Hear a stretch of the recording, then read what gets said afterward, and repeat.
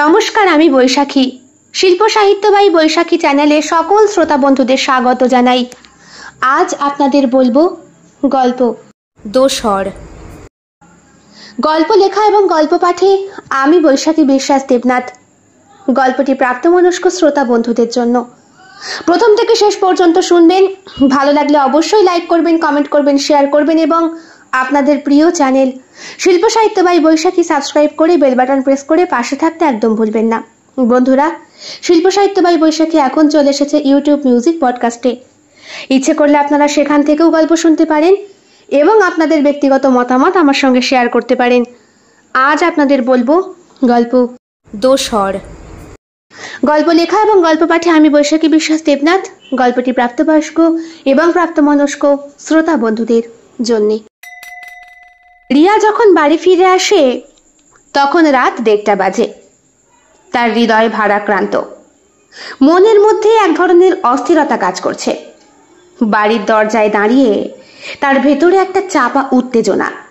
সে জানে মাকে জবাবদিহি করতে হবে, কিন্তু ইচ্ছে করছে না। রিয়া আস্তে আস্তে দরজা খুলে ভেতরে ঢোকে। মা তৎক্ষণাৎ দরজার পাশে এসে দাঁড়িয়ে রিয়াকে চাপা স্বরে জিজ্ঞেস করলেন, কোথায় ছিলিস? এত রাত হলো, চিন্তা হয় না আমার? রিয়া মাথা নিচু করে থাকে, চোখের জল লুকানোর চেষ্টা করে। মা, অফিসের পার্টি ছিল, সে বলল মৃদু কণ্ঠে। অমিতের সাথে একটু বেশি সময় কাটিয়ে ফেলেছি, মনে মনে কথাটা বলল রিয়া। রিয়ার মুখের দিকে তাকিয়ে মা সন্দেহের দৃষ্টি নিয়ে বললেন, অফিসের পার্টি এত রাত পর্যন্ত? দেখ, তোর দিদির অবস্থাটা তো তুই জানিস, আমারও তো চিন্তা হয় বল। রিয়া মাকে বলে, হ্যাঁ মা জানি, দিদির জন্য আমি সবসময় চিন্তা করি। তার চোখ থেকে অশ্রু গড়িয়ে পড়ে। মা, আমি এই চাকরিটা ছেড়ে দেব, অন্তত দিদির জন্য আমাকে এটা করতেই হবে। এমন কথা কেন বলছিস মা? মা, আমি শুনেছি দিদিকে নাকি বিদেশে নিয়ে গিয়ে ট্রিটমেন্ট করালে দিদি সম্পূর্ণ সুস্থ হয়ে উঠবে। মা রিয়ার চোখের জল মুছিয়ে দেয়। তোর জন্যই তো এখনো টিকে আছি রে মা। তুই না থাকলে তোর দিদির যে কি হতো, তোকে শক্ত হতে হবে রে। রিয়া মৃদু হাসে, তার চোখের জলটা আপনা সেই কেমন যেন গড়িয়ে পড়েছে গাল বেয়ে। আমি দিদির জন্য সবকিছু করতে পারি, কিন্তু আমার নিজের জীবনের কি হবে? অমিতের সাথে আমার সম্পর্কটা হয়তো ঠিক নেই, আমিও ভুল করে ফেলেছি দিদির মতো। মা রিয়াকে আলিঙ্গন করে, বলে, কি হয়েছে বলতো আমাকে? দেখ, তোর দিদিকে দেখে তুই কিন্তু ভেঙে পড়িস না, তাহলে আমরা কার ওপরে ভরসা করে বেঁচে থাকবো বলতো মা? রিয়া মায়ের কাঁধে মাথা রেখে বলে, মা, দিদির ওই কঠিন অবস্থা আমি সহ্য করতে পারি না। দিদির ওপরের অত্যাচারের কাহিনী আমার মনকে ভীষণভাবে আঘাত দেয়। জানিস তো, বাবা মার মৃত্যুর পরেও দিদির যত্ন নেওয়ার দায়িত্ব তোরই আছে। তোর দিদি অনেক কষ্ট পেয়েছে রে মা, কিন্তু তোরও তো একটা জীবন আছে, তুইও তো সুখী হওয়ার অধিকার রাখিস। রিয়া মাথা নাড়ে, বলে, হ্যাঁ মা, কিন্তু দিদিকে আমি একা ফেলে দিতে পারি না। দিদির জন্যই তো আজকে আমি এই পৃথিবীর আলো দেখেছি। দিদি চেয়েছিল বলেই তো আমাকে তোমরা এনেছ, আর দিদির জন্য এইটুকু স্যাক্রিফাইস আমি করতে পারবো না? সবই যদি দিদির জন্য করিস, তাহলে তোকে দেখার জন্য তো একজনকে দরকার। তুই পারবি দিদিকে তোর সব কিছু দিয়ে দিতে? রিয়া মৃদু হেসে বলে, আমি চেষ্টা করব। ঘরের দরজার কাছে দাঁড়িয়ে মা মেয়ের এতগুলো কথা। প্রতিদিন রাত্রেবেলায় যখন রিয়া অফিস থেকে বাড়ি ফেরে, তখন দিদিকে নিয়েই সমস্ত আলোচনা করতে করতে ওদের কখন যেন সময়টা কেটে যায়। দিদির কথা ভাবতে গেলেই মনের মধ্যে একটা শান্তি ফিরে আসে রিয়ার। মা আর রিয়া দুইজনে একে অপরের সঙ্গে গল্প করতে করতে দরজা বন্ধ করে ঘরে আসে। মা, তুমি এখনো ঘুমাওনি? এক মেয়েকে ঘুম পাড়িয়ে আরেক মেয়ে ঘরে না আসা পর্যন্ত আমার বুঝি চিন্তা হয় না? মা, জীবনটা বড্ড কঠিন বলো, মনে মনে ভাবে রিয়া। সেই দিন ছিল অফিসের একটা পার্টি। সত্যি সত্যি পার্টি ছিল। রিয়া, তার অনেক বন্ধু বান্ধবী এবং কলেজের অনেক ছেলে মেয়েরা একই অফিসে কিভাবে যেন চাকরি পেয়েছে। সবটাই কোইন্সিডেন্ট বলা যেতে পারে। সহপাঠীদের সঙ্গে আজ বহু বছর পর দেখা হয়ে গিয়েছিল রিয়ার। তার সঙ্গে সঙ্গে অফিসের স্টাফ, অনেক এমপ্লয়েন্ট, সব কিছু মিলে একটা রাজকীয় ব্যাপার। যারা অন্যান্য কর্মচারী ছিল তারা প্রত্যেকেই রিয়ার সঙ্গে আলাপ করেছে। অফিসে পার্টির পরে ডিনার করতে যায় সকলে মিলে একটি 5 স্টার হোটেলে। অমিত রিয়ার অফিসের সিইও, জয়েন করেছে বেশ কয়েক বছর হতে আসলো। ডিনারের সময় প্রত্যেকেই যখন নিজেরা নিজেদের সঙ্গীদের সাথে কথা বলায় ব্যস্ত, অমিত তখন গুটি গুটি পায়ে রিয়ার কাছে এগিয়ে আসে। অমিত ছেলেটাকে দেখলেই রিয়ার মনের ভেতরে একটা চাপা উত্তেজনা সৃষ্টি হয়। হ্যাঁ, একটা পারস্পরিক আকর্ষণ বোধ সে ভেতর থেকে উপলব্ধি করতে পারে। জীবনের কত রকম দিক আছে মানুষের সঙ্গে শেয়ার করার। দুইজন দুইজনের মধ্যে আকর্ষিত হয় ঠিকই, কিন্তু কেউ কাউকে কোনো ব্যাপারটা বুঝতে দেয় না। সেই দিন অমিত খুব সুন্দর করে সেজে গুজে এসেছিল। রিয়াও মায়ের পছন্দ করে দেওয়া নীল রঙের শাড়িটা পরে গিয়েছিল। শাড়ি পরার পর থেকেই রিয়ার বুকের ভেতরে অমিত দেখে কি ভাববে সেই ইচ্ছেটা জাগরিত হচ্ছিল বারবার। ডিনারের পর প্রত্যেকেই যখন বাড়ি ফিরে যায় তখন অমিত বলে বসে, আমার অ্যাপার্টমেন্টটা একটু দেখে আসবে? নতুন নিয়েছি, শহরে তো খুব একটা বন্ধু আমার নেই। এই তোমরা অফিসের স্টাফরাই আমার সব কিছু, বিশেষ করে তুমি। রিয়া অবাক হয়ে গিয়েছিল। হ্যাঁ, তুমিই তো আমার পিএ, আমার আশেপাশে গুড়গুড় করো। তা তোমাকে যদি আমার ঘর বাড়িটা না দেখিয়ে রাখি, পরবর্তীকালে যদি হঠাৎ করে অসুস্থ হয়ে পড়ি, অন্তত বাড়িতে একটা ডক্টরের যোগাযোগ তো তুমি করে দিতে পারবে। রিয়া ঘাড় নেড়ে হ্যাঁ বলে। অ্যাপার্টমেন্টের দরজা খুলে অমিত রিয়াকে তার ঘরের ভেতরে নিয়ে যায়। অ্যাপার্টমেন্টটা ছোট্ট কিন্তু আরামদায়ক। ঘরে একটা উষ্ণতা কাজ করছে, রিয়া সেটা খুব ভালো করেই বুঝতে পারে। আজ অফিসে চাকরি করছে প্রায় বছর 5, কিন্তু কখনো কারো সান্নিধ্যে আসতে রিয়ার এতটুকু ইচ্ছে হয়নি। ওরা দুইজনে মিলে গল্প করছিল। অমিত রিয়াকে বলে, ঘরটা সুন্দর? বেশ ভালো। পছন্দ? হ্যাঁ। আপনার একার পক্ষে থাকার জন্য তো উপযুক্ত। হ্যাঁ, সেটা অবশ্য ঠিক বলেছ। শ্যাম্পেন খাবে? এখানে আছে। অলমোস্ট রাখতে হয় রাত বেরাতে, যখন মনটা খুব ভারাক্রান্ত হয়, বিশেষ করে বাবা মার জন্য। খুব মনে পড়ে না কাকু কাকিমার কথা? হ্যাঁ, সে তো পড়বেই। কত দূরে রেখে এসেছি সেই ব্যাঙ্গালোরে। একা একা থাকে, একটা বিয়ে করে নিলেই পারেন। চেষ্টা তো করছি, কিন্তু যাকে বিয়ে করবো সে তো মনের কথা বোঝেই না। কথাটা বলে অমিত চলে গেল তার ঘরের ভেতরে, যেখানে সে বিভিন্ন রকমের পানীয় সাজিয়ে রেখেছে। শ্যাম্পেন আনতে গিয়ে বেশ খানিকক্ষণ দেরি করে অমিত। মস্ত বড় অ্যাপার্টমেন্ট, প্রায় 25 তলা।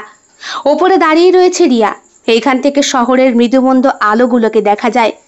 দেখে মনে হয় আকাশ আর তারার মাঝখানে এই শহরটা মেঘকুঞ্জে দাঁড়িয়ে রয়েছে।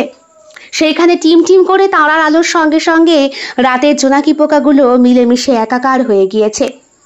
নাও। পেছন থেকে এসে গ্লাসটা হাত ধরায় রিয়ার। রিয়া মৃদু হেসে অমিতকে বলে, দারুণ, আজকের সময়টা কিন্তু খুব ভালো কাটিয়েছি। হ্যাঁ, সত্যিই তাই। এই তোমাদের সাথে যে মুহূর্তগুলো আমি কাটাই, সেই মুহূর্তগুলো আমি কখনো নিজেকে একা বলে মনে করি না। তাই কি বলে মনে করেন? মনে করি আমার এখানে দেখাশোনা করার প্রচুর লোক রয়েছে। বাবা মাকে কত করে বোঝাই, কিন্তু বোঝই তো মা বাবার মন। আবার মা বাবার কথা মনে পড়ে যায় রিয়ার। তারও তো বাড়িতে রয়েছে 3-3টে পেট, যাদেরকে চালাতে গিয়ে রিয়াকে আজ কাজ করতে হচ্ছে। আচ্ছা রিয়া, একটা কথা জিজ্ঞেস করবো? করুন। তোমার কি কোনো বয়ফ্রেন্ড আছে? না, কোনো বয়ফ্রেন্ড নেই, একাই। কেন? তুমি তো এত সুন্দর। অমিত ধীরে ধীরে রিয়ার দিকে এগিয়ে আসে, তার কোমরে হাত রেখে বলে, তোমার সাথে এই মুহূর্তগুলো কাটাতে আমার খুব ভালো লাগে রিয়া। রিয়া অমিতের দিকে তাকিয়েছিল, তার চোখে মুখে মুগ্ধতা স্পষ্ট। শ্যাম্পেনটা খাও। খেতে ভুলে গেছে রিয়া। ধীরে ধীরে অমিত রিয়ার হাত ধরে তার বিছানার দিকে নিয়ে যায়, বলে, এই দেখো, এটা আমার বেডরুম। তাদের মধ্যেকার সমস্ত আবেগ যেন একসাথে বিস্ফারিত হচ্ছে। তারা একে অপরকে কাছাকাছি এসে নিজেদেরকে আবেগের মধ্যে ভাগ করে নিচ্ছে। অমিত রিয়ার চোখের দিকে তাকিয়ে ধীরে ধীরে তার ঠোঁটে একটা চুম্বন করে বসে। দুটো মানুষের মধ্যে ভালো লাগা যখন সৃষ্টি হয়, একটা সময়ের পরে বোধহয় ভালোবাসি কথাটা বলারও সময় থাকে না। আচমকা এইভাবে অমিতের ঠোঁটের স্পর্শে রিয়ার হৃদস্পন্দন বেড়ে যায়।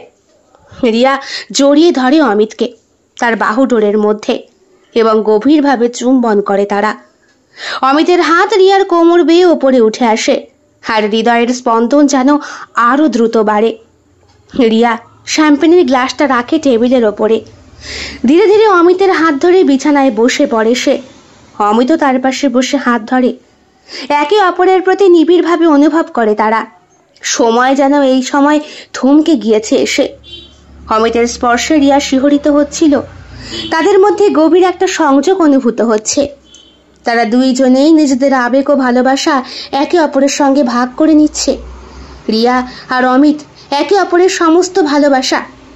সেই রাতে তারা একে অপরের পাশে শুয়ে সমস্ত চিন্তা এবং উদ্বেগকে ভুলে যায়। অমিত যখন রিয়ার কোমরের ওপর ওঠে, তখন তো রিয়ার চোখ সব থেকে বেশি বিস্ফারিত হয়ে গিয়েছিল। কিন্তু অমিতের চোখের দিকে তাকিয়ে যেন বিশ্বাসটা ফিরে আসে। শাড়ির পিনটা খোলার সঙ্গে সঙ্গেই তার সুন্দর বক্ষজোড়া অমিতের চোখের সামনে ঝিলিক দেওয়ার সঙ্গে সঙ্গেই একরাশ লজ্জা রিয়াকে ঘিরে ধরে। এই মানুষটাকে রিয়া অনেক দিন ধরে চেনে। রিয়ার প্রতি কোনো রকম খারাপ মনোযোগ সে দেয়নি, অথচ রিয়াও যে অমিতের প্রতি আকর্ষিত হয় এই কথাটা বলতে পারেনি কোনো দিন। কিন্তু আজকে বাঁধ ভাঙা অনুভূতি ধরা দিয়েছে দুটো মানুষের মাঝখানে। সময় থেমে গিয়েছে, যদিও ঘড়ির কাঁটার টিকটিক শব্দ আর এই মুহূর্তে দেয়ালের চারদিকে শীতকার আর চিৎকারের ধ্বনিটা এত বেশি প্রতিধ্বনিত। বিছানার মৃদু কম্পন এবং আসবাবপত্রের ঠনঠন শব্দ সব মিলে মিশে যেন একাকার হয়ে গিয়েছে অমিত আর রিয়ার দুটো হৃদয়ের মাঝখানে গড়ে ওঠা এই শরীরের উষ্ণতা। অমিত হাঁপাচ্ছে, চেষ্টা করছে রিয়াকে সর্বশক্তি দিয়ে সুখের সাগরে ভাসিয়ে দিতে। রিয়াও গ্রহণ করছে সম্পূর্ণভাবে অমিতকে, অথচ ভালোবাসার শব্দটা বলার নিবৃত্তটুকু এরা গ্রহণ করেনি। কি থেকে কি হয়ে গেল, তাই না? অফিসে এসে পার্টি উপলক্ষে 5 স্টার হোটেল থেকে খেয়ে বেরিয়ে কেন যে অমিতের সঙ্গে রিয়া তার অ্যাপার্টমেন্টে আসার চেষ্টা করলো। আর একটা ছেলে আর একটা মেয়ে একাকী অ্যাপার্টমেন্টে থাকা মানেই বোধহয় একটা সাংঘাতিক আদিম রিপুর সৃষ্টি হয়ে যায় দুটো বিপরীত লিঙ্গের আত্মার মাঝখানে। রিয়া শাওয়ারটা চালিয়ে ঠান্ডা জলে নিজেকে বারবার ধোয়। আজ অফিসের পরে এই মনের ভেতরের ভীষণ অস্থিরতা। অফিস জয়েন করেছে আজ 3 বছর। অমিত নতুন সিইও। সিদ্ধার্থের জায়গায় এসেছে। সিদ্ধার্থ আগের সিইও ছিল। বিবাহিত হলেও রিয়াকে সে বারবার কুপ্রস্তাব দিত। অমিত কিন্তু সেই রকম নয়। কিন্তু আবার অমিত সম্পর্কে রিয়া খুব একটা বেশি কিছু জানেও না। তবে আজকের এই ঘটনা রিয়াকে জীবনের মতো গভীর ক্ষতের দিকে ঠেলে দিয়েছে। বাথরুমে অনেকক্ষণ ধরে স্নান করে রিয়া। হঠাৎ দরজায় কয়েকবার কড়া নাড়ার শব্দে তার মনোযোগ ভেঙে যায়। দরজাটা সামান্য ফাঁক করে দেখে তার দিদি দাঁড়িয়ে। দিদির ছোট্ট ছোট্ট চুলে দুটো ঝুঁটি বাঁধা, চোখে কাজল, কপালে বড় টিপ। দিদি মৃদু হেসে বলে, দিদি আমি সাজলাম, তোকে দেখাতে এলাম। রিয়া দিদির দিকে তাকিয়ে অতীতের স্মৃতিতে ভেসে বেড়ায়। ছোটবেলায় মা চোখে কাজল পরিয়ে দিত, চুলেও ঝুঁটি বেঁধে দিত। দিদি ছোটবেলায় রিয়াকে সাজিয়ে দিত। এরকম উল্টোপাল্টা সাজের কত ছবি আছে অ্যালবামে। রাত 2টোর সময় দিদি এমন অবস্থায়, রিয়া বাস্তবে ফিরে আসে আবার কল্পনার জগৎ থেকে। চোখের কোনায় জলটা মুছে গায়ে টাওয়ালটা জড়িয়ে বলে, তুই ঘরে যা, আমি আসছি। তুই এখনো ঘুমোসনি কেন? দিদি শিশুর মতো মৃদু কণ্ঠে বলে, তুই আমায় গান শোনাসনি বলে? রিয়া মৃদু হাসি দিয়ে বলে, ঠিক আছে ঘরে যা, আমি একটু পরে এসে গান শোনাবো। দিদি মাথা নাড়িয়ে ঘরের দিকে চলে যায়। রিয়া নিজের ভেতরে আবার ঢুকে পড়ে। অমিতের চিন্তা ওকে ঘিরে রেখেছে। যদিও বাস্তবটা বড্ড কঠিন, তবু নিজের মনকে বুঝ দিতে পারে না রিয়া। জীবনে অমিতের সঙ্গে কাটানো মুহূর্তটা আরো বেশি পরিমাণে জটিল হয়ে ওঠে তার। শাওয়ার বন্ধ করে বাথরুম থেকে রিয়া বেরিয়ে আসে। মনের মধ্যে একদিকে দিদির প্রতি যত্নের দায়িত্ব, অন্যদিকে জীবনের টানাপোড়েন। দিদি এমন ছিল না। রিয়ার থেকে রিয়ার দিদি 12 বছরের বড়। নাম তার প্রিয়া। প্রিয়ার গ্র্যাজুয়েশন কমপ্লিট করার পরপরই বিয়ে হয়ে যায় আদিত্য নারায়ণ দেবের সঙ্গে, শহরের মস্ত বড় ব্যবসায়ী। দিদির সঙ্গে ভালোবেসে বিয়ে তার। পরিচয় হয়েছিল সোশ্যাল মিডিয়ার মাধ্যমেই। দিদি আদিত্যকে দেখেই প্রেমে মশগুল। তারপর ধুমধাম করে বিয়ে। 5টা বছর বিয়ের পর দিদির সঙ্গে যোগাযোগ রাখতে পারেনি রিয়া, এমনকি রিয়ার বাবা মা পর্যন্ত। মেয়ে কেমন আছে না আছে সবটাই আদিত্য ফোনে শুধু বলে দিত, দিদির সাথে কথা বলাতো না। চেন্নাইতে থাকতো তো, দিদিকে বিয়ের পরে নিয়ে গিয়েছিল। কিন্তু 5 বছর পর এক ঝড় বৃষ্টির রাতে দিদিকে বিধ্বস্ত অবস্থায় আবিষ্কার করে ওর বাড়ির লোক। সেই দিন পাড়া প্রতিবেশীরা না থাকলে বোধহয় আস্ত পাওয়া যেত না প্রিয়াকে। প্রিয়ার শরীরটা পড়েছিল শহরের স্থানীয় হাসপাতালের কাছে। এলাকার ভজা কাকু, নরেন কাকু, পটলা কাকু এরা প্রত্যেকে মিলে খবরটা দিয়ে গিয়েছিল ভাস্কর দেবের কাছে, মানে রিয়ার বাবার কাছে। উনি তখন বেশ শক্ত সামর্থ্য, কাজকর্ম ভালো করতে পারেন। ওই সময় করোনার মুহূর্ত চলছে। মেয়েকে অমনভাবে পড়ে থাকতে দেখে ও রাস্তার লোকে ধরবে না, এটা খুব স্বাভাবিক ব্যাপার। কিন্তু প্রিয়া খুব ভালো মেয়ে ছিল, চরিত্রে কোনো কলঙ্ক ছিল না বলে পাড়ার লোক প্রিয়াকে খুব পছন্দ করত, যেমন রিয়াকে করে। ওনারাই বলেছিলেন, ভাস্কর দা, আরে আপনার মেয়েটা মানে প্রিয়া ওই হাসপাতালের ওখানে পড়ে আছে। ছিছি, সে কি বিধ্বস্ত অবস্থা, আপনি একটু চলুন দাদা, একেই করোনা চলছে, এখন তো আর ওকে আমরা ধরতে পারবো না। পুলিশ ছাড়া, হাসপাতালের লোক ছাড়া। বাবা আর 1 ঘন্টা দেরি করেনি, খেতে বসেছিল রাত্রে। তখন রিয়ার বয়স খুব একটা বেশি না। ছুটতে ছুটতে বাড়ির 3টে প্রাণী চলে গিয়েছিল। বাবা স্কুটি চালিয়ে গিয়েছিল, রিয়া আর রিয়ার মা গিয়েছিল টোটো করে, মুখে মাস্ক পরে। দিদিকে এমন অবস্থায় পড়ে থাকতে দেখে বুকের ভেতরটা ভয়ে কেঁপে উঠেছিল। এরপরে দিদি 3 মাস হাসপাতালে ভর্তি ছিল। কত রকমের টেস্ট করা হয়েছে। ডক্টর দেখানোর পরে তারা বলে দিয়েছিলেন দিদি মানসিকভাবে অসুস্থ হয়ে পড়েছে। দিদির মাথার চুলগুলো ছিল পা পর্যন্ত লম্বা, রীতিমতো চুলের যত্ন করত। সেই চুলে প্রবল আঘাত খেতে হয়েছে দীর্ঘদিন দিদিকে। ডাক্তারের অনুমান মাফিক দিদিকে তার স্বামী এবং শাশুড়ি আর শ্বশুর মিলে মাথার চুলের মুঠি ধরে প্রচন্ড বেধড়ক মারত। এতটাই চুলের মুঠি ধরে মারত যে চুলে জটা পাকিয়ে গিয়েছিল। পরবর্তীতে অতিরিক্ত মাথায় প্রেসার পড়ায় এবং মাথায় আঘাত খেতে খেতে দিদির মস্তিষ্কটা 12 বছর পিছিয়ে গিয়েছে। এখন সে নিজেকে ছোট শিশু বলে মনে করে, তার বয়স 10 কি 11 বছর বলে ভাবে। এরপরে দিদিকে মানসিক অ্যাসাইলেমে বেশ কয়েক বছর রাখতে হয়েছিল। তারপরে বাবা আর খরচাপাতিতে পেরে ওঠে না। দিদির এমন অবস্থা হওয়ার পর থেকেই বাবাও ভেঙে পড়েছিল। যতই হোক বড় সন্তান, আর মা বাবার কাছে সব সন্তানই সমান। মাও ভেতর থেকে অনেকটাই ভেঙে পড়েছিলেন। এরপরই সংসারের হাল ধরার জন্যে রিয়াকে মানসিকভাবে প্রস্তুতি নিতে শুরু করতে হয়। এরপরে রিয়া ইঞ্জিনিয়ারিং পাশটা করে। ভাগ্যিস, যদি আর কয়েক বছর পড়াশোনা করতে হতো তাহলে বোধহয় ইঞ্জিনিয়ারিংটা আর পাশ করা হতো না। এখন সে ডিজাইনিং ইঞ্জিনিয়ার।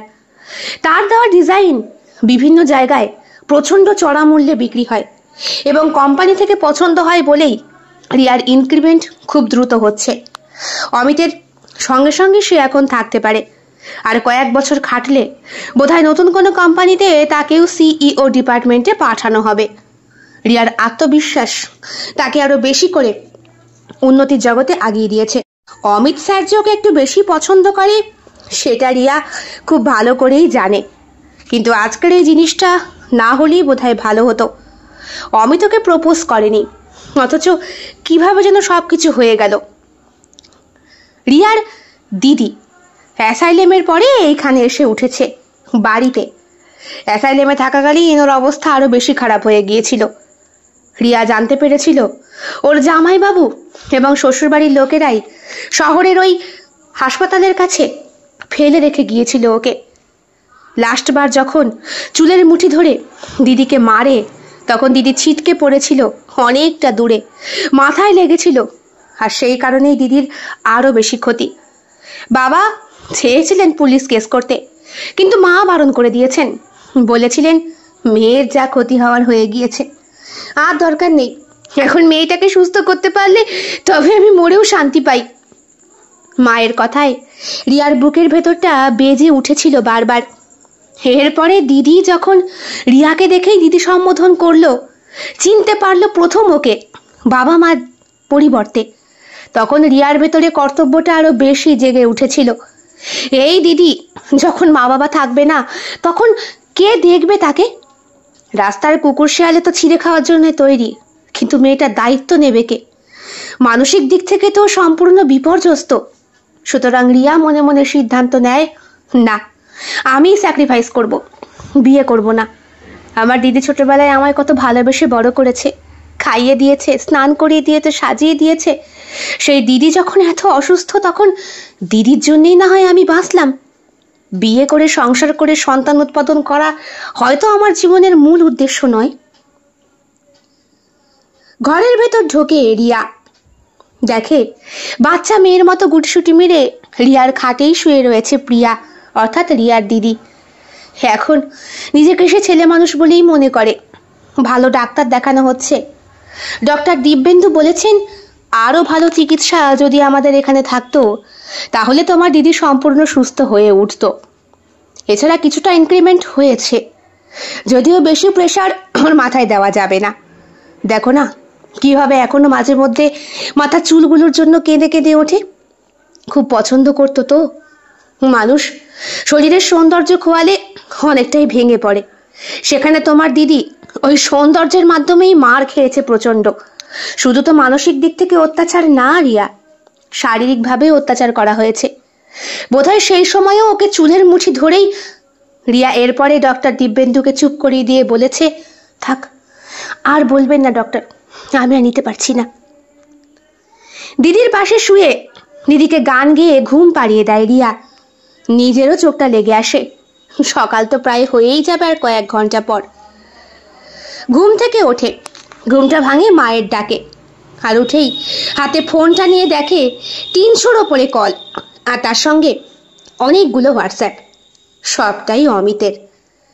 গতকালকে অমিত ঘুমিয়ে পড়ার পর তাকে অ্যাপার্টমেন্টে একাই রেখে বাইরে বেরিয়ে এসেছিল রিয়া। জীবনের অনেকটা ঝুঁকি নিয়ে এসেছিল।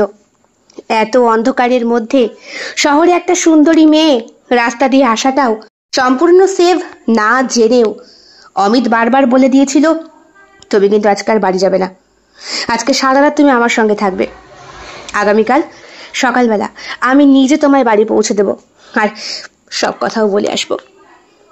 বারবার অমিত হোয়াটসঅ্যাপে জানতে চেয়েছে কেন রিয়া রাত্রে বাড়ি ফিরে গেছে। রিয়ার চোখে আবার জল চলে আসে। দিদিটা এখনো ঘুম হচ্ছে। বাড়ি ফিরে কত গান শুনিয়েছে তাকে। মা বললেন, কিরে উঠেছিস? 3 বার ডেকে গেলাম।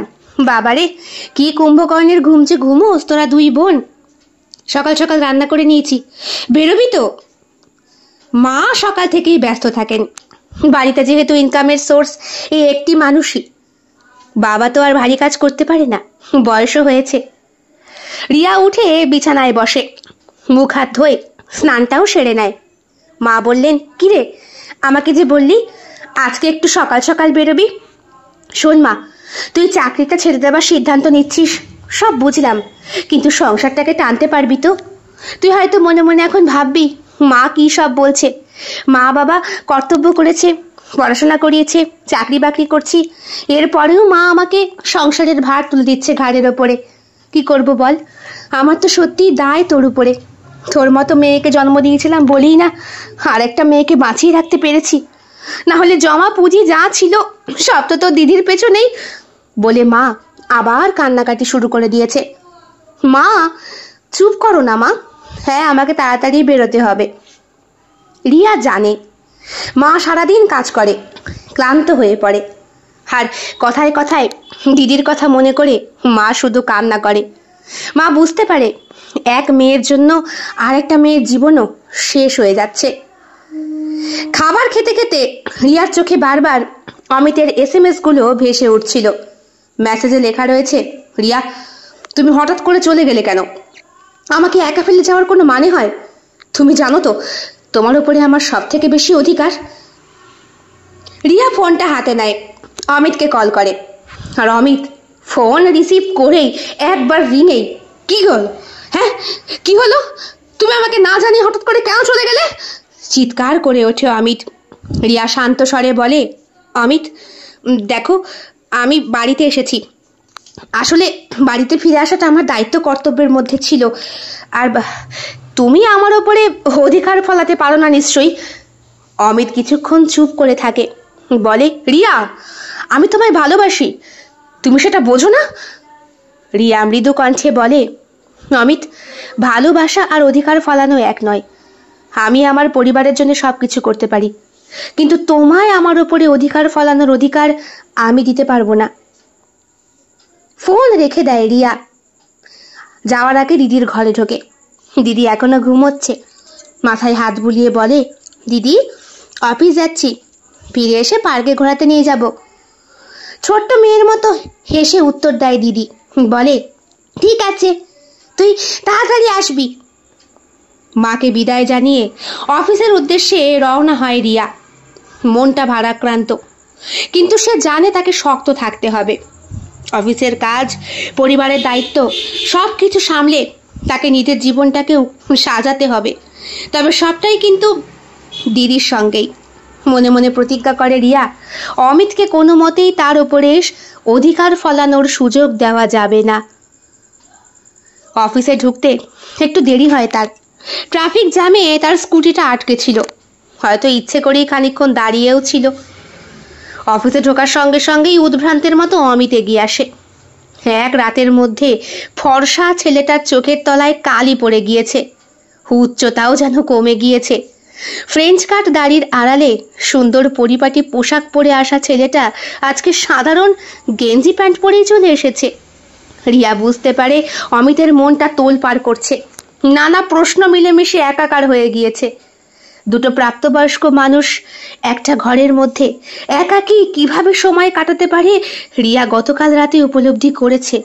অমিতের শরীরের প্রত্যেকটা অংশ সে দেখেছে, অমিতের স্পর্শ পেয়েছে। অমিতও দেখেছে রিয়াকে। ঘোরা আলোর মধ্যে দুইজন দুইজনকে যখন কাছে নিচ্ছিল, কোনো রকম কুণ্ঠাবোধ ছিল না। রিয়ারও মনে হয়নি অমিতকে বাধা দেবে। বারবার যেন মনে হয়েছে ওর শরীরের এই সুন্দর করে যত্নে বেড়ে ওঠা প্রত্যেকটি অঙ্গ প্রত্যঙ্গ যেন অমিতের জন্যই তৈরি। অমিত কাছে এসে দাঁড়াতেই রিয়া ওকে পাত্তা না দিয়ে কেবিনে যায়। কিছুক্ষণ পর কাজকর্ম মিটিয়ে অমিত নিজেই ঢোকে আজ রিয়ার কেবিনে। রিয়া কি হচ্ছে এটা? তুমি কেন এরকম করে চলে গেলে? আমাকে জানালেও না। রিয়া টেবিলে বসে টাইপ করছিল একটা ইস্তফা পত্র। অমিতের দিকে এগিয়ে দিয়ে বলে, আমার পক্ষে অফিসে আর চাকরি করা সম্ভব না স্যার। আমি অন্য একটা অফিসে চাকরি পেয়েছি, এখানকার থেকে ওখানে অনেক বেশি মাইনে। অমিত কাগজটা হাতে নিয়ে বেশ অবাক হয়। রিয়া জানে তার কথাটা সত্যি। 3 দিন আগেই একটা লেটার এসেছে বিদেশ থেকে, আর একবার বিদেশে যেতে পারলে প্রচুর টাকা রোজগার করতে পারবে সে। প্রথমে এসে যেতে চায়নি, হয়তো পিছু টান বলতে অমিতের টানটাই ছিল, কিন্তু আবার যেতেও চাইছে এই অমিতেই কারণেই।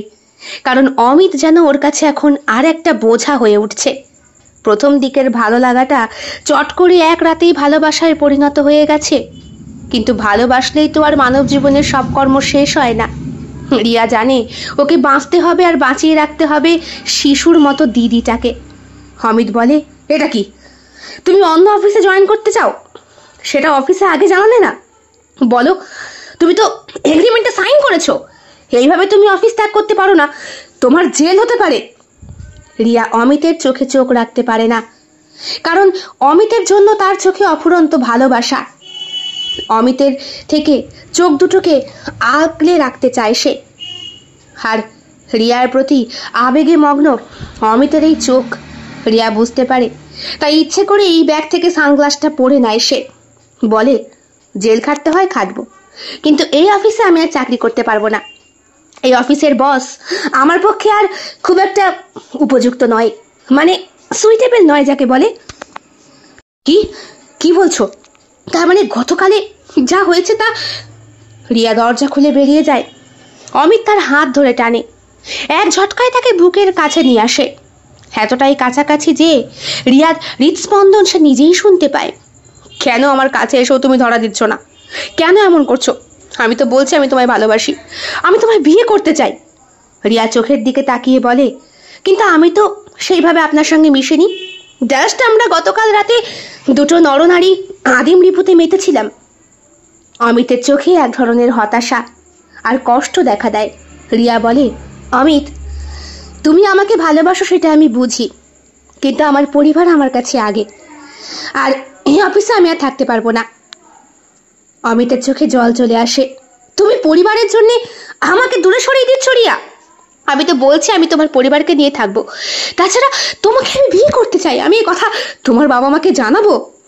রিয়া মৃদু হেসে বলে, অমিত, আমাদের জীবনের পথ ভিন্ন, আর ভালোবাসার থেকে জীবনের দায়িত্ব আমার কাছে অনেক বড়। রিয়া কেবিন থেকে বেরিয়ে যায়। অমিত দাঁড়িয়ে থাকে হতাশ হয়ে, হাতে তার রিয়ার চিঠি, মনে বিরাট কষ্ট। চিৎকার করে ওঠে সে, বলে, আমার সাথে কাটানো রাতের দামটা তুমি দিয়ে যাও। রিয়া চুপ করে দাঁড়িয়ে পড়ে। অফিসের অন্যান্য স্টাফ, এমপ্লয়ি সকলে তাকিয়ে রয়েছে এই মুহূর্তে রিয়ার দিকে।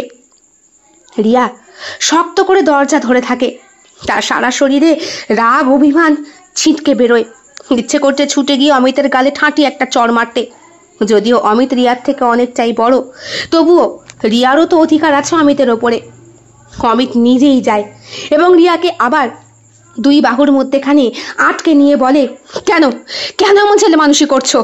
আমি তোমায় ভালোবাসি, প্লিজ আমায় ছেড়ো না, প্লিজ রিয়া, বোঝার চেষ্টা করো। রিয়া, আমরা অ্যাডাল্ট, বোঝার চেষ্টা করো। তাছাড়া গতকাল রাতে যেটা হয়েছে সেটা নিতান্ত ছেলে মানুষই হতে পারে না, হতে পারে না। তুমি আমাকে ভালোবাসো, না হলে তুমি আমাকে কালকে রাতে একটা চড় মারতে। তুমি নিজেকে উজাড় করে দেওয়ার আগে নিশ্চয়ই ভাবতে, কারণ তুমি একজন অ্যাডাল্ট, তুমি বোঝো শরীর দেওয়া নেওয়া কি জিনিস। ছাড়ো, ছাড়ো আমাকে, বলে রিয়া। অফিসের স্টাফরা রিয়ার চিৎকার শুনে এবার কেবিনে ঢুকে পড়ে অমিতের। অবাক হয়ে সবাই অমিতকে এমন অবস্থায় দেখে। রিয়া চিৎকার করে বলে, আমার একটা মেয়ে আছে, এইটা জানার পরে তুমি আমায় বিয়ে করবে? হ্যাঁ, আমার 15 বছর বয়সে আমার মেয়ের জন্ম, তার বয়স এখন 10 বছর। করবে বিয়ে? বলো, করবে? অমিত হতবাক হয়ে তাকায়, তার হাত আলগা হয়ে যায় বাহু বন্ধর থেকে। রিয়া তখন হাসতে হাসতে বলে, আমার সবটা না জেনে তুমি বা আমায় কেন কাছে নিয়েছিলে মিস্টার অমিত বসু? গতকালের রাতটা ভুলে যাও, সেটাই তোমার পক্ষে শ্রেয়। অমিতের মুখে হতাশা আর কষ্টের ছায়া, তার চোখে চলে আসে জল, কিন্তু সে নিজেকে সামলে রাখে। বলে, বেঈমান, বেঈমান, তুমি আমার সঙ্গে এমন করতে পারলে? রিয়া মৃদু হেসে বলে, আমাকে ঘৃণা করতে ইচ্ছে করছে অমিত? অমিত রাগে ফেটে পড়ে, তুমি আমার চোখের সামনে থেকে চলে যাও, চলে যাও, আমি তোমাকে আর সহ্য করতে পারছি না। চোখের জল আড়াল করে রিয়া বলে, ঠিক এইভাবেই আমাকে ঘৃণা করবে সব সময়, হ্যাঁ? আর নিজের একটা সুখী স্বাভাবিক দাম্পত্য জীবন গড়ে তোলার চেষ্টা করো। আমি তোমার অতীতও না, বর্তমানও না, আর ভবিষ্যৎ তো নয়। অফিসের স্টাফরা নীরবে দাঁড়িয়ে থাকে। তাদের মধ্যে একটা ফিসফিসানি গুঞ্জন শুরু হয়। রিয়া আর অমিতের চোখের দিকে শেষবারের মতো তাকিয়ে বেরিয়ে যায়। অমিত তার চোখের জলকে আটকে রাখতে পারে না, কারণ সে জানে শত ঘৃণা করলেও রিয়ার ভালোবাসার স্মৃতি সে কিছুতেই মুছে ফেলতে পারবে না। যখন এক বিছানায় দুটো নরনারী আদিম রিপুর নিয়ম মেনে কাছে না এসে বরং দুটো আত্মার মিলনোত্তক সৃষ্টির মাধ্যমে কাছে আসে, আর যেই মিলনের মধ্যে জড়িয়ে রয়েছে ভালোবাসার আশ্বাস, বিশ্বাস, সেই রাতটাকে ভুলে যাওয়া কারো পক্ষেই সম্ভব না। প্রচুর বিবাহিত দম্পতি আছে যারা নিজেদের মধ্যে আজও গোপন করে রেখেছে এমনই এক বিছানায় এক রাতের কোনো গোপন স্মৃতিকে। চোখের জল হয়তো আজও আসে সেই মানুষটার সাথে কাটানো ভালোবাসার ওই মুহূর্তগুলোর কথা। অনেকে আবার প্রতারিতও হয়েছে ওই একটি রাতের জন্য। পেটে হয়তো চলেও এসেছে ওই একটি রাতের কলঙ্ক। তবুও সব কিছু শেষে বলবো, বিছানায় যখন নরনারী একাত্মিত হয় নিজেদের মিলনের ইচ্ছে, তখন দুটো শুধু শরীর নয়, আত্মারও মিলন ঘটে। রিয়া অমিতের থেকে বহু দূর চলে আসে। ওখানকার বাড়ি বিক্রি করে দিয়ে বাবা মা আর দিদিকে নিয়ে বিদেশে। এখানে আসার পর দিদি মানসিক এবং শারীরিক দুই দিক থেকে অনেকটাই ভালো হয়ে উঠেছে। রিয়াও চাকরি বাকরি করছে, অনেক টাকা মাইনে পাচ্ছে। দিদি নতুন করে পড়াশোনা শুরু করেছে। একদিন হঠাৎ করেই দিদি এসে জানায়, বোন, আমার না ইন্ডিয়া থেকে একটা অ্যাপয়েন্টমেন্ট লেটার এসছে, বুঝলি? অ্যাপয়েন্টমেন্ট লেটারটা একটু পড়ে দেখ না। আমি পড়েছি, এখন তুই যদি বলিস তাহলে। এগুলো কি বলছিস দিদি? তুই চাকরি পেয়েছিস, এই বিষয়টা তো খুব ভালো। তাছাড়া তুই আমার থেকে বয়সে কতটা বড়, এই বয়সেও তোকে যে চাকরি দিচ্ছে সেটাই তো। হ্যাঁ, নিচে দেখলাম লেখা মিস্টার অমিত বসু। দেখ তো, আমাকে লিখেছে আমি নাকি জয়েন করতে পারি। তা বলছি, তাহলে তো আমাকে ইন্ডিয়া যেতে হবে, আমি কি যাব? রিয়া বলে, কি নাম বললি? অমিত বসু। অমিত, দেখি। হাতে নিয়ে ভালো করে পড়ে দেখে রিয়া। হ্যাঁ, এই তো সেই কোম্পানি, যে কোম্পানিতে রিয়া একদিন চাকরি করত। যাক, দিদি সুস্থ হয়ে অমিতের কোম্পানিতেই জয়েন করছে। কিন্তু কোনো মতে যদি অমিত দিদির প্রতি অ্যাট্রাকশন হয়, না না, এই 5-6 বছরের মধ্যে অমিত নিশ্চয়ই বিয়ে করে নিয়েছে। ভালোবাসা থেকে আঘাত পেয়েছে, এখনো কি আর নিজের জন্যেও বসে থাকবে নাকি? হ্যাঁ, মা বাবাকে বলেছিস? হ্যাঁ, বাবা মা তোর পারমিশন ছাড়া যেতে বারণ করেছে। তাছাড়া বোন, আমি তো জানি আমার লাইফে তোর কৃতিত্ব কতটা। তুই যদি না বলিস তাহলে আমি জয়েন করব না। তাছাড়া আমার বোন যা মাইনে পায় তাতে আমি বসে খেতে পারবো বলে দিদি একটু হাসে। সৌন্দর্যের দিক থেকে বিচার করতে গেলে রিয়ার থেকে প্রিয়া অনেকাংশেই সুন্দরী ছিল, কিন্তু মাথার চুলগুলো ছোট ছোট হয়ে যাওয়ায় সে অনেকটাই দুর্বল হয়ে পড়েছিল শারীরিক দিক থেকে। যদিও এখন একটু একটু করে সে সুস্থ হচ্ছে। রিয়া আজও অমিতকে ভালোবাসে। এত বছর সংসার জীবনে কথাটা আর বলে ওঠা হয়নি। তাছাড়া দিদিকে নিয়ে, বাবা মাকে নিয়ে সে এতটাই চিন্তার মধ্যে পড়েছিল যে নিজেকে নিয়ে ভাবার সময় পায়নি। আজকে যখন দিদি মুক্ত বিহঙ্গ, চাকরিও পেয়েছে, তখন আর অসুবিধাটা কোথায়? দিদিও তো ইঞ্জিনিয়ারিং পাস ছিল এক সময়, ভাস্করদার জন্য চাকরিটা করতে পারেনি। দিদি, তুই বরং যা, আমি বাবা মাকে নিয়ে এখানেই থাকি। না না, আমি বাবা মাকে নিয়েই যাব। তুই বরং এবার চাকরিটা ছেড়ে দে। ছেড়ে দেব? হ্যাঁ, আমি যদি ওখানে গিয়ে ফিরি তাহলে প্রচুর টাকা মাইনে পাবো, আর আমার টাকাতেই না হয় সংসারটা চলবে। না না, তোরা যা, আমি বরং এখানেই। অনেক জোর জবরদস্তি করা সত্ত্বেও রিয়া কিছুতেই প্রিয়ার সঙ্গে ফিরতে চায় না। না পেরে প্রিয়াই ফিরে আসে। এখানে এসে জয়েন করে সে নতুন একটি বাসা ভাড়া করেছে। মাইনে জমিয়ে জমিয়ে তারপর একটা ফ্ল্যাট কিনবে। অমিতের সঙ্গে এখনো দেখা হয়নি। অন্য একটি সিইও আছে, অমিত তার থেকেও উচ্চ ডিপার্টমেন্টে। ব্যাঙ্গালোরে তাদের মেন ব্রাঞ্চ। অমিতের বাবাই তো মালিক ছিলেন এক সময়। নতুন যেই মেয়েটি এসেছে সেই মেয়েটি? হ্যাঁ স্যার, ডেকে দিচ্ছি। বেশ কদিন পর ডাক পড়ে প্রিয়ার অমিতের কেবিনে। May I come in sir? Yes, come in, বসুন। অমিত তাকিয়ে থাকে প্রিয়ার দিকে। একটা চেনা মানুষের মুখের প্রতিচ্ছবি প্রিয়ার মুখের ওপরে ফুটে উঠেছে। যদিও সেই মানুষটার চুলগুলো বড় বড় ছিল, এর চুলটা বব কাট করা। এর পরনে জিন্সের টপ আর প্যান্ট, আর সেই মানুষটার পরনে প্রথম দিনে ছিল সালোয়ার কামিজ। তারপর খুব কম ছিল জিন্সের প্যান্ট আর টপ, বেশিরভাগ সময়টা শাড়িই থাকতো। যদিও পার্টির রাতে স্লিভলেস ব্লাউজ আর নীল রঙের শাড়িটাকে আজও ভুলতে পারেনি কিন্তু অমিত। তোমার কাজে কোম্পানি খুব খুশি, অল্প কয়েকদিনের মধ্যেই বেশ ভালো ইনক্রিমেন্ট হচ্ছে। তোমার ফ্যামিলি ব্যাকগ্রাউন্ড সম্পর্কে যদি একটু জানতে পারতাম মানে তোমার সঙ্গে একটু আলাপ করতে চাই। প্রথম দিনই অমিতকে দেখে প্রিয়ার ভালো লাগে। যেই ডক্টর প্রিয়াকে সুস্থ করে তুলেছে সেই ডক্টর বলেছেন, পৃথিবীতে সব পুরুষরা সমান নয় মা। তোমার বাবা যেমন তোমায় ভালোবাসে, তোমার বাবা তোমার জীবনে আদর্শ পুরুষ, তেমনি তোমার জীবনেও পুরুষ আসবে, আদর্শ পুরুষ। অবশ্যই সেই পুরুষের মধ্যে নিজের বাবাকে দেখার চেষ্টা করো, কারণ প্রত্যেকটা মেয়েই তার স্বামীর মধ্যে বাবার অবদানটা পেতে চায়, স্নেহ পেতে চায়। কথাগুলো কানে বাজে প্রিয়ার, প্রতিধ্বনিত হয় ডক্টরের কথা। আপনাকে কিছু বলছিলাম। হ্যাঁ স্যার, আমার বোন আছে, বিদেশে চাকরি করে, আর এখানে বাবা মাকে নিয়ে বাসা ভাড়া থাকি। কেন বাসা ভাড়া কেন? আসলে স্যার, আমার জীবনের কঠিন একটা গল্প আছে তো। বাড়ি বিক্রি করে বোন, আমি, বাবা মা চলে গিয়েছিলাম বিদেশে। বোন চাকরি করতো, এরপরে সুস্থ হয়ে আমি পড়াশোনাটা কমপ্লিট করি, ফিরে আসি এখানে। আর এখান থেকে অ্যাপয়েন্টমেন্ট লেটারটা, আমি পরীক্ষাটা ওখান থেকেই দিয়েছিলাম অনলাইনে। ও আচ্ছা আচ্ছা, ঠিক আছে। তা আমাদের অফিসে পার্টি আছে আজকে রাতে, চলে এসো। হ্যাঁ, তোমাকে তো লেটারটা পাঠানো হয়নি, তোমার বাড়ির ঠিকানাটা ঠিক করে বোঝা যায়নি, তাই। তা ফ্ল্যাট নিয়ে নাও একটা, যা মাইনে পাও তাতে প্রত্যেক মাসে কাটিং শাটিং করেও তো তোমার ভালোই চলবে।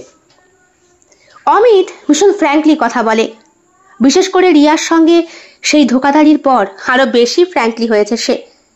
বাবা মা কত করে বলেছে বিয়ে করতে, মা তো বিয়ের কথা বলতে বলতে নিজেই চিতায় উঠে গেল। বাবা এখন ঘরের মধ্যে বসে কত মেয়েদের ছবি দেখে আর রোজ অমিতকে দেখায় বিয়ে করতে, কিন্তু অমিত আজও ভুলতে পারেনি রিয়াকে। সেই দিন রাতে প্রিয়া আসে পার্টিতে। আজ বছর 5 পরে আবার সেই পার্টির পরিবেশে প্রিয়ার জায়গায় রিয়াকে দেখতে পায় বারবার অমিত। সেই নীল শাড়ি, সেই স্লিভলেস ব্লাউজ, মুখের আদলেও যেন কত মিল, শুধু মাথার চুলটা আর ঠোঁটের ওপরে তিলটা মিসিং। ওই দুটো থাকলে পুরো মানুষটাই সেই একই মানুষ। অনেকক্ষণ কথা বলার পরে অমিত প্রিয়াকে বলে তার অ্যাপার্টমেন্টে যেতে।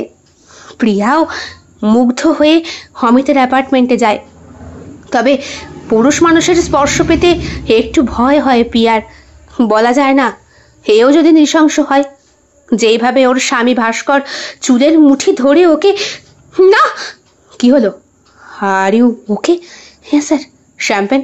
না স্যার, বাড়ি যাব। কেন, কি হয়েছে? আমি তো তোমায় কিছু, না স্যার, জীবনে অনেক কঠিন স্মৃতি আছে আমার, তাই চট করে আর মানুষকে ভরসা করতে পারি না। আমায় ভরসা করে বলতে পারো। স্যার, আমার বোন আমাকে দিদির মতো প্রতিপালন করেছে। আমার জন্যে আমার বোন লাইফে অনেক স্যাক্রিফাইস করেছে। ওকে না জিজ্ঞেস করে আমি এত বড় পদক্ষেপ নিতে পারবো না। অমিতের সঙ্গে এক ফ্ল্যাটে আসার পর বেশ খানিকক্ষণ গল্প করার পরে অমিত যখন আচমকাই প্রিয়ার মধ্যে রিয়াকে আবিষ্কার করে তার গাল দুটো চেপে ধরেছিল, প্রিয়ার সাথে কথা বলতে বলতে তার শরীরের গন্ধটা, তার ঠোঁটে মুখের ভাষা সবটাই কেমন যেন মিল পাচ্ছিল রিয়ার সাথে। মনে হচ্ছিল যেন একে অপরের দোসর ওরা। ঠিক সেই সময় বাধা দিয়ে ওঠে প্রিয়া। আপনাকে একটা ছবি দেখাই। ফোনটা বার করে রিয়ার ছবিটা দেখাতেই অমিত চোখে চশমাটা খুলে সোফার ওপরে বসে পড়ে। এটা কে? আমার বোন। আমার বোন আমাকে সন্তানের মতো বড় করেছে। আমি এক সময় নিজেকে 10 বছরের শিশু বলে ভাবতাম। বোনের বয়স তখন 25, এখন সে 30। আমি তার থেকেও আরো বেশি বড়। আমার বয়স এখন 42-এর কোঠায়।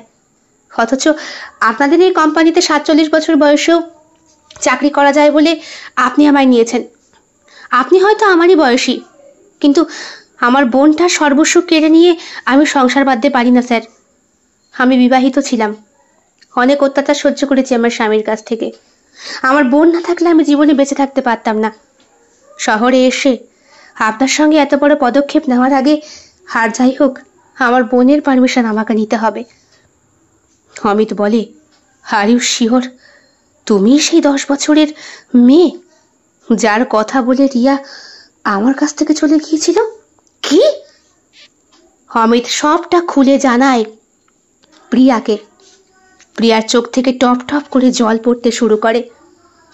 এখন তাহলে কি উপায়? আমি জানি না প্রিয়া। রিয়া আমাকে ছেড়ে চলে গিয়েছিল তোমার জন্য, আর সেই তুমি চিকিৎসা করে সুস্থ হয়ে আমার দুয়ারে আমারই অফিসে চাকরি করছো। আর আজকে আমার ঘরে তোমাকে নিয়ে এসে আমার এই বুকটা আজও রিয়ার জন্যে। আমি কি করে তোমাকে... চিন্তা করবেন না স্যার, আমি কখনই আমার বোনের ফুল দিয়ে মালা গেঁথে গলায় পরব না। আপনি রিয়াকে আজও ভালোবাসেন তো? রিয়াও আপনাকে নিশ্চয়ই ভালোবাসে। আপনাদের দুইজনেরকে এক করার দায়িত্বটা না হয় আমিই নিলাম। কিন্তু Priya, how is this possible? Possible, সব পসিবল। বাড়িতে এসে প্রিয়া ফোন করে রিয়াকে, জানায় সে বিয়ে করছে। দিদি আবার বিয়ে করবে, সুখে সংসার করবে, অথচ হবু জামাইবাবুকে একটু জাঁকিয়ে দেখবে না। বলেছে কথাটা নিজেই প্রিয়া রিয়াকে। হ্যাঁ রে, তো জামাইবাবুকে একটু বাজিয়ে দেখবি তো? আয়, টিকিট কেটে আমি পাঠিয়ে দিচ্ছি, চলে আয়। অমিত স্যারের সঙ্গে সামনাসামনি দেখা না হলেও কাঁচের ঘরের ভেতরে বসা প্রায় সমবয়সী মানুষটির প্রতি একটু একটু করে আকর্ষিত হতো প্রিয়া। আর বাড়িতে এসে সবটাই জানাতো বোন রিয়াকে। রিয়া চোখের জল ফেলতো নিভৃতে, আর মনে মনে শপথ নিয়েছিল রিয়া, আমি কোনোদিন আর ভারতে ফিরবো না। আমি ফিরলে আমার দিদির সুখের জীবন নষ্ট হয়ে যাবে। দিদির বিবাহিত জীবনটা যথেষ্ট কলঙ্কময়। আমি নিজে কলঙ্কিত, তবুও দিদির মতো তো নয়। আমার কাছের মানুষটি এখনো পর্যন্ত বিয়ে করেনি, মানে সে হয়তো আজও নাকি দিদি জানে না। তাই একদিন নিজেই রিয়া বলেছিল প্রিয়াকে, তুই তোর এই অফিসের বস অমিতকে জিজ্ঞেস করেছিলি উনি বিবাহিত কিনা? আরে না, এখানকার সব স্টাফেরা বলছে কোন একটা মেয়ে নাকি ধোকা দিয়ে চলে গিয়েছে, অনেক বছর হলো।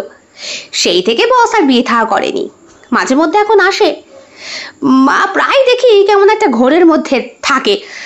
জানিস তো, আমাকে না ইনভাইট করেছে উনি স্পেশালি। বলতো কি পরে যাই? কি পরে যাবি? নীল শাড়ি পরে যা, ওনার নীল রং বোধহয়, ওনার নীল রংটা খুব পছন্দের। তুই কি করে জানলি? না মানে যেরকম পার্সোনালিটি তুই বলছিস তাতে মনে হচ্ছে ওনার নীল রংটা বোধহয় পছন্দের। হো, ঠিক আছে। জানিস তো বোন, আমার জীবনে তোর ভূমিকা অনেক অনেক। তুই না থাকলে আমি নিজে বাঁচতাম না। কিন্তু এখন মনে হচ্ছে অমিত স্যার যদি আমার জীবনে আমার জীবনসঙ্গী হয়ে আসে, তাহলে বাকি জীবনটা চোখ বন্ধ করে বিশ্বাস করে কাটিয়ে দিতে পারবো। পৃথিবীর সব পুরুষ তো সমান নয়, তাই না রে? হ্যালো, চুপ করে গেলি কেন? এই রিয়া, হ্যালো। না রে দিদি, ওই চোখে পোকা ঢুকে গেছে আচমকা, তাই। চোখের জল মুছে কথাটা বলেছিল রিয়া। এখন চুপ করে প্রিয়া তাই ভাবছে রিয়া সবটা জেনেও চুপ করে গিয়েছিল দিদির ভালো লাগার জন্য। দিদি, আমি ফিরতে পারবো না। দেখ, ছেলে মানুষই করিস না। তুই তো এখন বুঝদার হয়েছিস, নিজেও অফিসে চাকরি করছিস, বুঝতেই পারছিস আমি কিচ্ছু জানি না। তুই এখানে এসে তোর জামাইবাবুকে বাজিয়ে না দেখলে আমি বিয়ে করব না। বাজিয়ে দেখার কি আছে? তুই তো এখন সব বুঝিস। তাছাড়া তোকে তো ডক্টর আঙ্কেল বলেছিলই পৃথিবীর সব ছেলেরা সমান হয় না। বিশ্বাস একবার মানুষের ভাঙতে পারে, দ্বিতীয়বার ভাঙার আগে তাকে পরখ করে দেখতে হয়। তুই পরখ করে দেখ না, আমার হয়ে তুই পরখ করবি।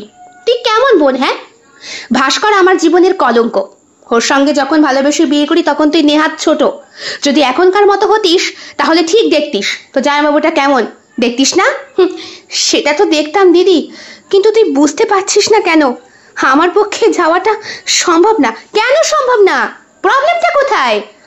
বারবার কথাটা জিজ্ঞেস করেছিল কিন্তু প্রিয়া, জানতে চেয়েছিল রিয়ার পেটের কথা। রিয়া জানায়নি। দেখ, আমি কিচ্ছু জানি না। 7 দিন পরে আমাদের এনগেজমেন্ট, চুপচাপ চলে আসবি। আর একদম বিবাহ আসরে গিয়েই দেখা হবে। তার আগে তো তুই পৌঁছাবি না, আমি জানি। নিজে কাজের অছিলায় শুধু আমার সঙ্গে দেখা না করার ইচ্ছে। বিয়ের পর তো আমি এখানেই থেকে যাব, তুই তো আবার চলে যাবি বিদেশে। তখন এই দিদির সঙ্গে দেখা হবে বলতো? হয়তো আমি তো আমাকে আর চাকরি নাও করতে দিতে পারে। যেভাবে আমাকে আগলে রাখছে, কথাগুলো যেমন বলতে গিয়ে চোখের জল প্রিয়ার বেরোচ্ছে, ততটাই অসহনীয় হয়ে উঠছে রিয়ার কাছে বিষয়বস্তুটা। রিয়া উপলব্ধি করছে ভালোবাসার মানুষটার থেকে এত বছর দূরে থেকেও একটা অভূতপূর্ব টান অনুভব করছে সে। কিন্তু দিদির কথাও অমান্য করা যায় না। একটা মানুষ মানসিক আঘাত থেকে এতটা সুস্থ হয়েছে, নতুন করে শুরু করতে চাইছে, কিন্তু অমিত যদি দেখে চিনে ফেলে তাহলে থাক, চিনলে সম্পূর্ণ ইগনোর করব, মনে মনে সিদ্ধান্ত নেয় রিয়া। ফিরে আসতে আসতে ইচ্ছে করে অনেকটা দেরি করে সে। যেই ফ্লাইটে ওর আসার কথা ছিল সেই ফ্লাইট মিস করে ও। জানে এতক্ষণে বোধহয় এনগেজমেন্টটা হয়েই গিয়েছে। বাবা মাও ফোন করছে কতবার, ওনারাও বেশ সুখী এবং খুশি। বাবা তো অমিতের প্রশংসায় পঞ্চমুখ। হ্যাঁ রে, এইবারের পাত্র তোর দিদিকে আর কষ্ট দেবে না। অমায়িক ছেলে, বাড়িতে এসে কথা বলেছে, আমার সঙ্গে দেখা করেছে। এতটা ভালোবাসতে পারে একটা মানুষ, এ তো আমার কল্পনার অতীত। তুই আয় মা, তোর দিদিকে পার করে তারপর তোকে দেবার পালা। তুই তো বুড়ি হয়ে যাচ্ছিস, আর কবে বিয়ে করবি বলতো? বহু বছর পরে বাবার মুখে এমন কথা শুনে মনের ভেতরটা হালকা হয় রিয়ার। যাক, বাবাও তাহলে অনেকটা টেনশন মুক্ত হয়েছে। ফিরতে ফিরতে সন্ধে হয়ে যায়। এনগেজমেন্ট অনুষ্ঠান হওয়ার কথা ছিল বিকেল 5টা নাগাদ, এখন ঘড়িতে 9টা বাজে। যেই হোটেলে ওরা এসেছে সেই হোটেলের ঠিকানা আগেই ট্যাক্সি ড্রাইভারকে বলে দিয়েছিল রিয়া। তবে হোটেলটা খুব চেনা চেনা। এই তো সেই 5 স্টার হোটেল যেখানে খাওয়া দাওয়া করার পরেই তার পাশের অ্যাপার্টমেন্টেই নিজেকে আর ভাবতে চায় না রিয়া।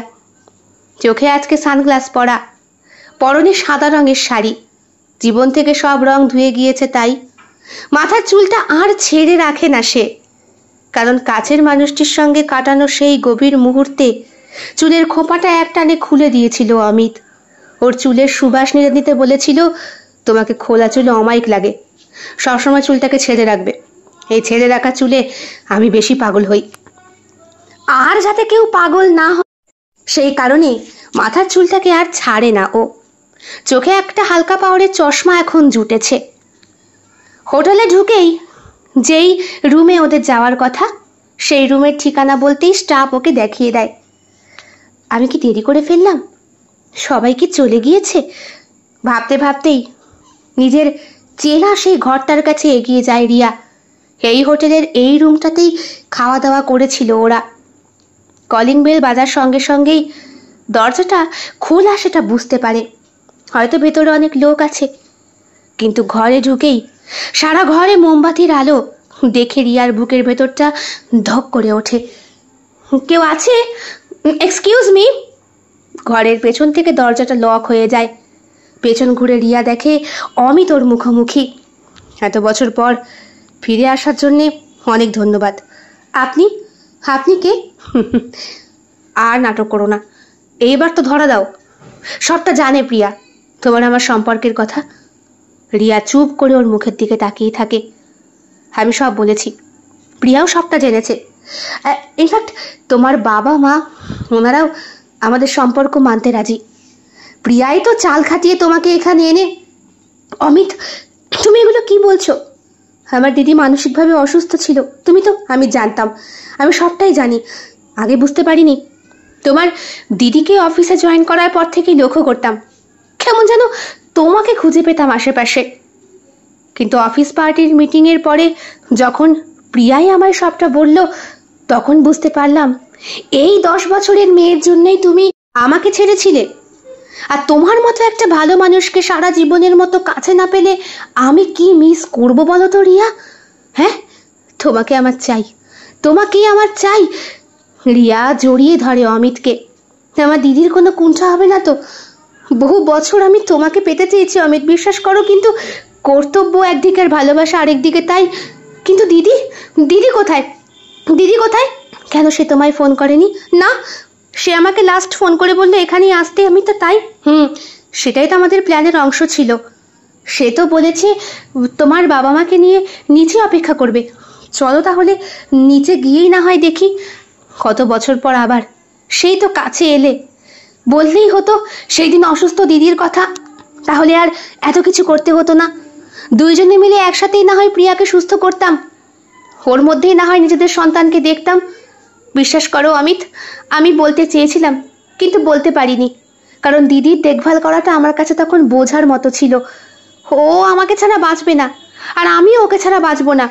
বাবা মার মৃত্যুর পরে ওকে কে দেখবে? এমন ভালো মানুষ কি পৃথিবীতে আছে নাকি অমিত? আমি তো বুঝতে পারিনি। ফোনটা বেজে ওঠে অমিতের। ফোন রিসিভ করে সে প্রিয়ার চোখের দিকে তাকিয়ে থাকে। কি হয়েছে? চলো, তুমি যে বললে। প্রিয়া, প্রিয়া, কি হয়েছে? দিদির কি হয়েছে বলো? অ্যাক্সিডেন্ট। কি? বাবা, মা, আমি। আস্তে মামনি, আস্তে, এমন করে না মামনি। বাবা, মা, মা মা অফিসে গেছে, আসছে বাবা, এক্ষুনি আসছে। ঘুমিয়ে পড়ো, তুমি ঘুমিয়ে পড়ো। অমিত প্রিয়ার মাথায় হাত বুলিয়ে তাকে ঘুম পাড়িয়ে দেয়। অ্যাক্সিডেন্টের পরে প্রিয়া নিজেকে সম্পূর্ণ 5-6 বছরের বাচ্চা বলে মনে করছে। এতটাই শিশু হয়ে গিয়েছে যে কিছুই আর সম্ভব না।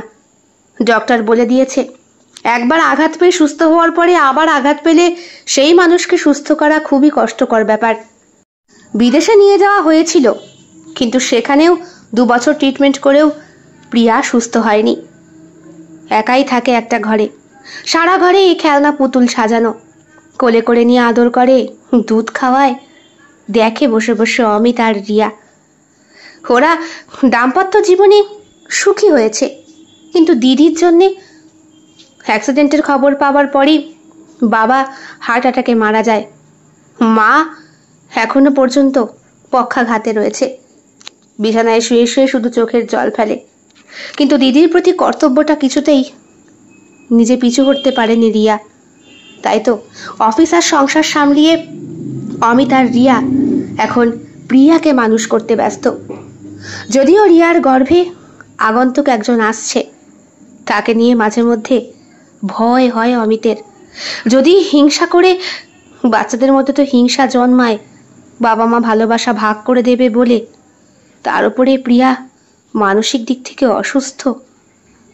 প্রিয়া ঘুমিয়ে পড়ার পর অমিত ওর ঘর থেকে বেরিয়ে যায়, দরজাটা বাইরে দিয়ে লক করে দিয়ে যায়। টয়লেটটা ঘরের ভেতরই আছে, তাই রাতে কোনো অসুবিধে হবে না প্রিয়ার। অমিত বেরিয়ে গিয়ে রিয়াকে ফোন করে জানায়, তুমি কোথায় আছো? এই তো চলে এসেছি। দিদি কি করছে? অনেক কষ্টে ঘুম পাড়িয়েছি। বলছি ওষুধটা এনেছো? হ্যাঁ নিয়ে এসেছি। কিন্তু অমিত, এভাবে আর কত বছর বলো তো? দিদি এভাবে কষ্ট পেতে পেতে আর কত? কি আর করবে, কর্তব্য তো করতেই হবে, তাই না? তাছাড়া কোনো ব্যাপার না, আমি তো আছি। আমার পেটেরটার মানে আমার সন্তানের খবর কি? ভালো, বারবার লাথি মারছে আর বাবা বাবা করছে। তাড়াতাড়ি চলে এসো প্লিজ। হ্যাঁ এই তো রাস্তাতে আছি। এই সাবধানে গাড়ি চালিও। হ্যাঁ হ্যাঁ ঠিক আছে। দরজার কাছে দাঁড়িয়ে দাঁড়িয়ে সব কথাগুলো শোনে প্রিয়া, আর চোখ থেকে টপ টপ করে জল ফেলে। প্রিয়া জানে, সে যদি এখন বাচ্চা না হয়ে স্বাভাবিক মানুষের মতো বিহেভ করে, তাহলে অমিত আর রিয়ার সুখী দাম্পত্য জীবনে আবার একটা বোঝার সৃষ্টি হবে। বিবাহিত দিদি আইবুড়ো রেখে বোন সংসার করতে পারবে না অমিতের সাথে সুখে। তাই যে কটা দিনই হোক এইভাবে পুতুলের মধ্যেই সংসার করেই না হয় বাকি জীবনটা কাটিয়ে দেবে প্রিয়া। তাহলে স্যাক্রিফাইসটা প্রকৃতপক্ষে করলোটাকে রিয়া নাকি প্রিয়া? কেমন লেগেছে আজকের নিবেদন? কমেন্ট বক্সে কমেন্ট করতে কেউ ভুলবেন না। ভালো লেগে থাকলে অবশ্যই লাইক করবেন, শেয়ার করবেন, আর আপনাদের প্রিয় চ্যানেল শিল্প সাহিত্য বাই বৈশাখী সাবস্ক্রাইব করে পাশে থাকবেন। বেল বাটন প্রেস করে দেবেন নতুন গল্পের নোটিফিকেশন সব সময় পেয়ে যাবার জন্যে। আজ এই পর্যন্তই। দেখা হচ্ছে আগামীকাল আরও একটি নতুন ভিন্ন স্বাদের ভিন্ন আঙ্গিকের গল্পের সঙ্গে। সকলে খুব ভালো থাকবেন, সুস্থ থাকবেন, ঈশ্বরের কাছে এটাই কামনা করি। নমস্কার।